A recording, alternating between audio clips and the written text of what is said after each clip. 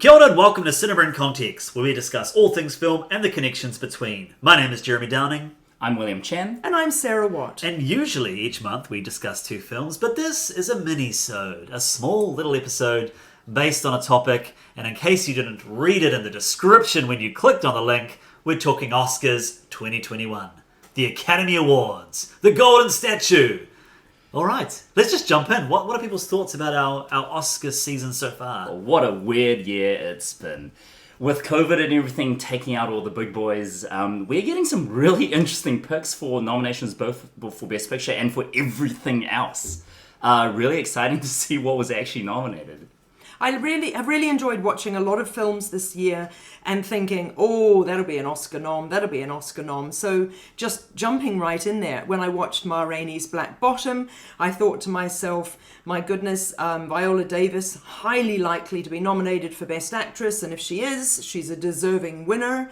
And of course, the beloved Chadwick Boseman is exceptional in that film, and I thought he's absolutely going to be nominated and may even get a posthumous win, and that would be deserved also. Another thought that I have, because I have lots of thoughts because I've seen most of these films, The Father. The Father is up for Best Actor for Anthony Hopkins, Best Supporting Actress for Olivia Colman. It's also up for Best Picture. Now, it is an absolutely stunning film. It's not yet out here in New Zealand, but it is exceptional in terms of its performance, in terms of its naturalistic script, and its devastating depiction from the inside of a man who is experiencing dementia. So it's innovative on many grounds, and it is, as I say, a superlative depiction. And I think all of those people are deserving of a win. I genuinely do. I'm not sure that they will. And I think my fear about it is, even though dementia might be considered to be a universal sort of situation, it's very much a white middle class story.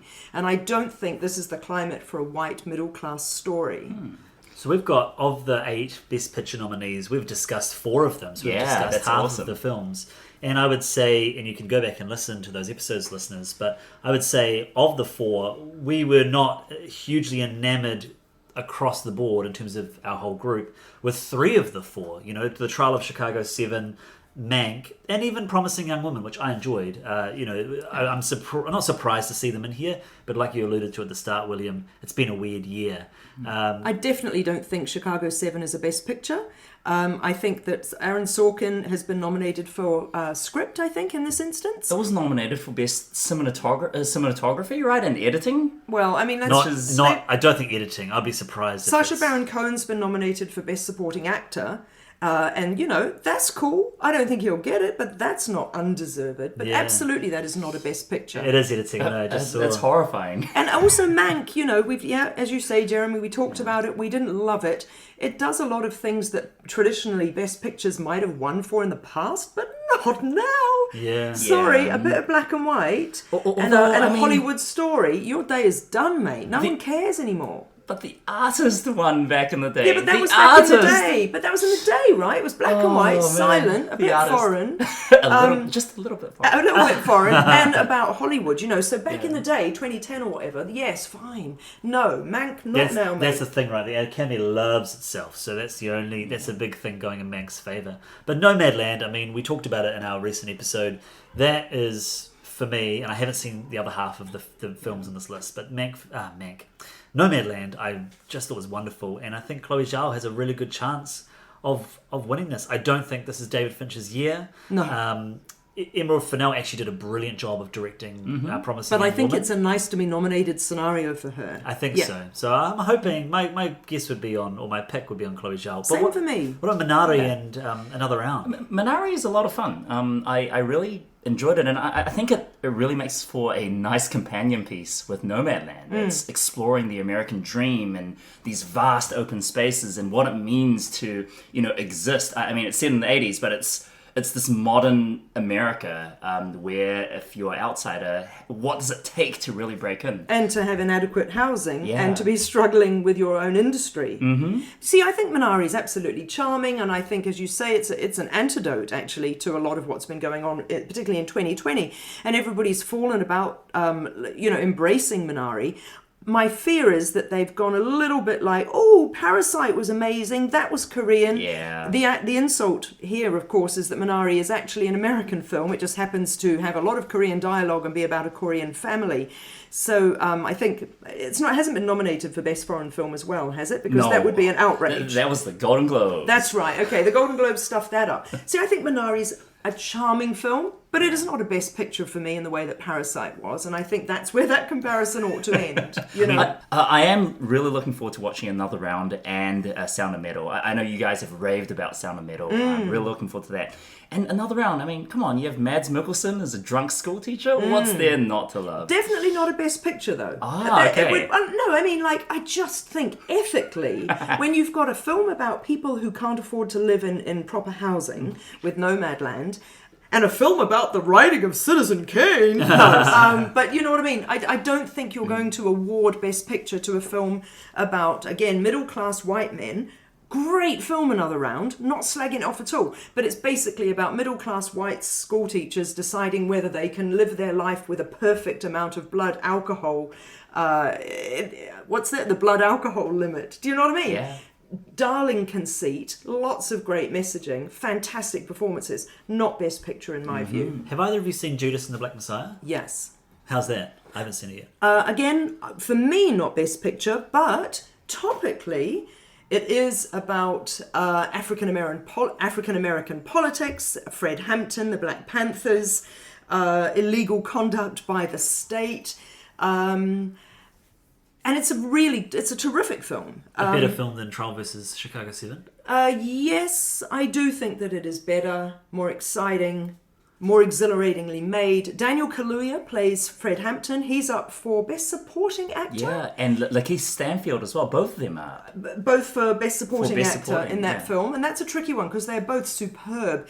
Kaluuya has the more sort of performative performance because he is impersonating somebody who is well known, and you can watch the videos and you can go, my goodness, you can see how he's doing such a terrific job.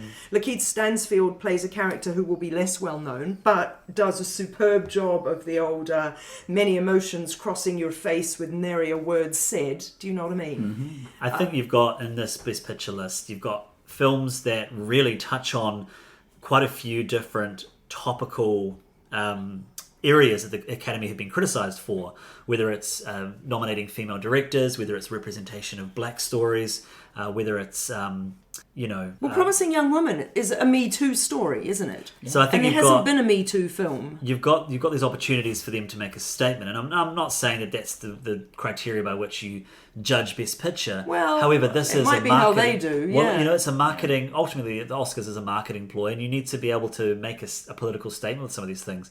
If they give it to something like Mank, I mean, what a tone deaf. No, they choice. wouldn't. They wouldn't at all. And notably absent, and we've mentioned this in other circles, notably absent is one of the biggest releases of last year, which is Tenet. Yeah. And I'm happy about that because I was not a fan of it. Tenet hasn't been nominated much. It didn't even get nominated for Best Cinematography. Like, it's a pretty movie, but they didn't think it was pretty enough. I think because there's these weird technical choices that Nolan seems to be pushing. I'm so glad to see there's nothing about sound on here. Yeah, that's right. And I'm really glad to see that Sorkin wasn't nominated for Best Director. That was the one I was thinking of when I mentioned the editing earlier. I'm glad.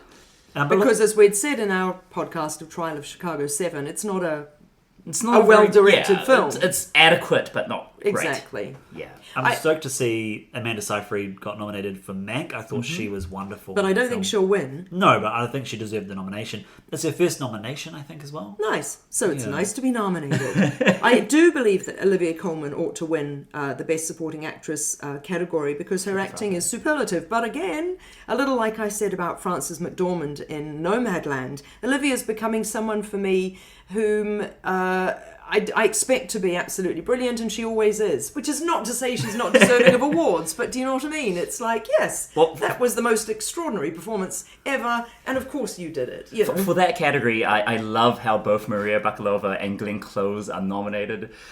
Because Maria Bakalova she is the breakout star of Borat 2, and maybe it's political voting, but just Borat 2 getting multiple big nominations is hilarious. Yeah, that's weird. On the flip side, you have Glenn Close, who is acting with a capital A in Hillbilly Elegy, and it's She has how many Oscar shouting scenes in that movie? Yeah. A lot. And it's really just acting your heart out. Yeah, and I mean, yes, she's good, isn't she, Yeah. within the context of the film? But my goodness, she should not win. So who else is there? There's that. And then Olivia Colman, Amanda Seyfried, and Yoojin Yoon in Minari. Oh, well, bless, but nah, probably Yeah. not either. Again, nice to be nominated. Yep. I'll say I'm glad to also just noting what's not there. We barely see To Five Bloods. Yeah. And we don't see much of Soul either, and I'm quite glad that. Although they're up for soundtrack. So Yeah, which is fine. Trent's up. He's against himself in the soundtrack category, I believe. Trent Yeah. Reznor, he's in there for Soul and for Mank. Mank. So that's exciting. Those fellas have a good chance there, don't they? And I think deservedly so. Like I know Yes. you both had some criticisms about the music in Mank, but I was very enamored, and I really like the soundtrack in Soul. Yeah, it's great. All right, last comment or last thing you want to see happen at the Oscars? William, do you want to go first? Okay, real quick. So animated features, they're all pretty good apart from Over the Moon. Go see Wolf Walkers on Apple TV plus everybody. It's awesome. But the one thing I really want to win is for Best Documentary Feature, My Octopus Teacher. That movie rocks. Wow. It's so good, and I can't believe it's nominated for Best Academy Award. But yeah, it's great. I see your Octopus Teacher and I raise you Collective, I'm afraid. So Collective is an extraordinary Romanian documentary. It's out presently. You should totally go. Everybody listening to our words, you must see this film. And so that, I think, will win Best Documentary, and I think that it should. Brilliant. And my only comment is not about a specific film, but actually with the year that we've had, I'm quite happy with the nominations list this year. Same. There was Yeah. some criticisms for it being quite random, but I don't think there's anything random with this. It's aligned with my experiences, both with the films I've seen and the films I haven't seen. It's good stuff being nominated. Yeah, and I feel like with Parasite winning last year, I'm a bit more enamored with the Academy than I was the previous years. Even though Moonlight did win, there's been some silliness for the last... The Shape of Water, is that what you're thinking? Green Book. Yeah, Green Book, Shape of Water. Yes, there was a bad time. Yeah, so we'll see. We'll see what happens in the next few weeks when the Oscars air. And I guess until then, those listening, have a wonderful Oscar season, awards season. Have a wonderful month. And until next time... Noho ora mai!